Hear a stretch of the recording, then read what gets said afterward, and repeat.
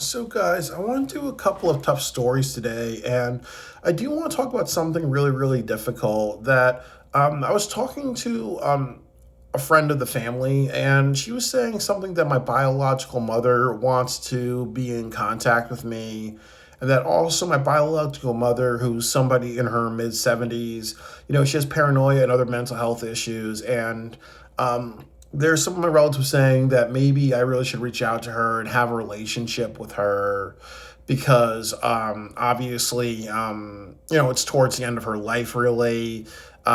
Maybe I can be, financially supportive of her and get her the care that she deserves. And I just want to say, fuck her and to hell with her, and I don't give a shit. Um, I was talked a little bit about my biological mother, about my biological mother, Rosa. That's not her name. I'm making up a name. But the thing about her was that there are stories that she was very, very abusive to me as an infant. That she neglected me, whenever I needed to be cleaned or whatever. She never did that to me. There was also a story that the reason why we were adopted is that she took a glass bottle and smashed it across my older brother's face. She would used to beat and hit him. And when some of my other relatives actually were babysitting my older brother, he had a weird reaction at 3 or 4 years old just to see snow because he was kept inside so long. Like she kind of really was very neglective and other things like that. The other part of it was that my brother and I both have mental health issues, but a lot of his mental health issues stemmed from what our biological mother did to him. Like when in the early stages of life, you may not remember what happens to you, but it has a huge impact. Like imagine, you're 3, 4 years old and you live in like a very wintry place like Western New York, and you don't know what snow is. You're not potty trained. Um, and then you get hit, then you get abused, and then you're put into foster care, and then when you're in foster care, you have a nice family and friends, people who are patient with you. Then you're adopted with parents who believe in exposure therapy. Like things with my brother was that my dad would yell and scream at him for not making friends. He would say things like, what, this is stupid. What the hell is the matter with you? Why the hell can't you make friends? I remember one time my brother got frustrated as a little kid and he ran out. We ran away from home, and my dad just ripped him, pinned him to the lawn. And the neighbors were looking, and my dad pulled him inside really because my dad just believed in force, hardness, intimidation. Like we had rules in the house when we were kids, like, oh well, you have to know the name of 30 people in our class. You have to know the name of all 30 of your classmates, or else no TV, no Nintendo. I remember like telling people the other thing that happened to us when we were kids. There was a rule that you had to come up with a birthday present and a Christmas present for my parents, or else you got nothing really. And that meant like a lot of times my brother and I would have to use our birthday money, um, like our birthday money and our Christmas money and money from other holidays to actually buy our parents gifts, or else we got nothing. We got nothing out of it. We're taught that we were selfish children if we didn't do that.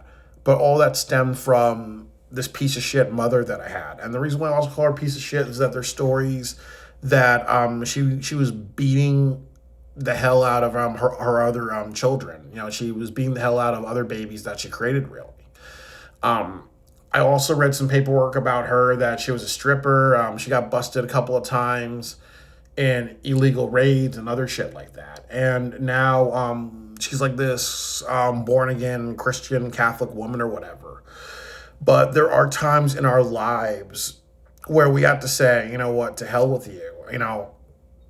You did your damage. Why should I take care of you at the very end, really? Because in Naruto, they teach the cycle of hate and the cycle of forgiveness. And the cycle of hate usually is, somebody does something wrong to you. You either get revenge or you harbor feelings, and then it's an excuse for war, or it's an excuse to get back to that person in any type of way, really. And then the cycle of forgiveness is what Naruto teaches: is that, hey, you know what? We all do shit to each other. We all hurt each other, or people hurt us, but we have to learn to forgive and let go, or else we're gonna have a cycle of hate, really. But what I think is that I can never forgive that because obviously I believe in consequences. I believe that because of how my brother turned out and how I've turned out, like I don't want to have a family.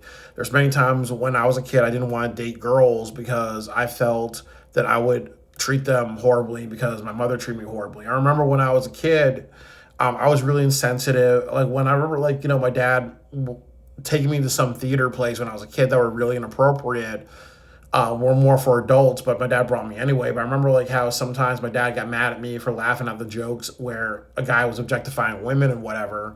But part of the reason why I laughed at those jokes was because I grew up with so much hatred towards my mother for what she did. I remember in high school, I went on stage during a program where people were sharing things about their lives, and I said that, what, I'm very much a house Negro and I hate having black skin and I hate, like, having black heritage. I'm mixed race, by the way, but I'm part black. I hate all those things. And one of the reasons why I stemmed from it was that I was severely bullied when I went to the inner city for a couple of years in middle school. And the other big reason was that I have a mother that's part black and part Native American. So I just said, like, horrible, horrible things, really. And it kind of all stemmed for her. Like, ultimately, too, like, the worst day of my life, the one of the things that set a lot of bad things in motion was finding out the story about my biological mother. She took a glass bottle, smashed it across my brother's face. She didn't clean me, and never really cleaned me. Like when I after I went to the bathroom myself because I was too young to use the bathroom. She never potty trained us. She she would just abuse my brother. She would beat other of her children. There were plenty of children that she had that were adopted.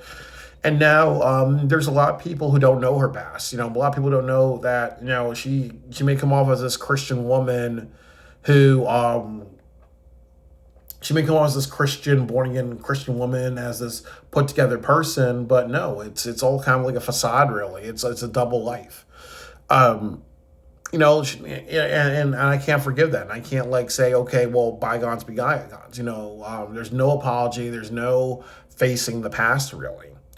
And ultimately, too, there's a story that she was abused as a kid. There's a story that she was sexually assaulted, and it's like I can care less, really. I can care less. The same thing with Adolf Hitler. There's a story that Adolf Hitler had bad PTSD in World War One. Like there's a story that he was like walking, by himself really because he was all like messed up from what he saw. You can't feel sympathy, like when bad things happen, when shitty things happen to a piece of shit, you can't feel that bad for them.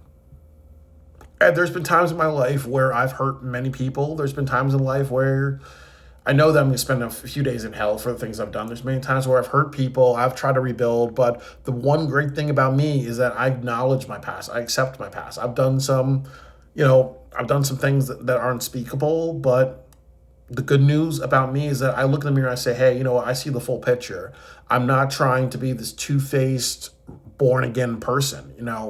I have a really great job now. And I work in healthcare and I help people. But I always tell people that one thing about me is that one of the reasons why I work all the hours that I can is to atone for my sins. I'm not trying to be this, oh, well, look at me, I'm this, I'm St. Peter. I just came in day one to be holy moly, really. No. I came in day one knowing that I've hurt a lot of people in my life and I got to start making atonement. As some people say Jesus died for my sins. I say, oh, no. I say, no, I died for my own sins. Fuck that, because people need to start taking responsibility for their actions. And I look down on people who don't take responsibility. You hurt people and you move on with your life. You hurt people and you ask for help. You know what? Fuck you. But I know how she's gonna die, and more than likely this is how it's gonna happen. Nobody wants to have anything to do with her. So more than likely, she's probably gonna have a breakdown one day. They're gonna take her ass, they're gonna put her in a psych ward, or put her in one of those hospitals that take care of people when they're old and they have nobody to take care of them. She was born in the mid-50s, so she's probably gonna die by 2040, really. I might do the Jim Cornette thing where I might just find her grave, whip out my dick and piss on it. Or if I find out that her funeral is going on, I would gladly go to her funeral and just say, hey, I'm her son and this is the piece of shit that she was. I just want to just say it, and I don't care if I get kicked out. I don't care if people scream at me to shut up, really, but this is an abuser. This is a child abuser. This person's destroyed lives. She's driven. Whenever I think about her, I think about suicide. I have suicidal thoughts every single time I think about her. Some people were asked me I should talk to her the other day. I thought I had um, an imaginary thought in my head of jumping off a building, really, of jumping off the building I'm staying in. I'm not suicidal, but suicidal thoughts go through my head by saying, no, I'm not going to do the suicidal thoughts. You know, it's she doesn't deserve shit. Fuck her. To hell with her. And one of the worst things she ever did was give me a life, because really I wish I was never born, because life is really shitty and it's really fucked up and it's a lot more sadness, and we live with the fear of death, really. So one of the worst things she did was give me a life, and I have no problem saying that. It doesn't mean that I'm suicidal or whatever. It just means that it does nothing but pain, really. So fuck her. To hell with her. Who gives a shit? And sometimes when a person's a piece of shit, really, and they need you and they're desperate, as my therapist said, sometimes you got to remember that they're human beings, but sometimes you got to remember how terrible people are, really. Because again, my therapist is Jewish. Should I open the door for Adolf? If there was like a blizzard outside and Adolf Hitler needed a place to stay, you're going to tell him to die in the ice the same way the devil is encased in ice in Dante's Inferno. Know who to forgive, know who to get revenge on, and know who to create consequences for. That's all I got to say. To hell with her. And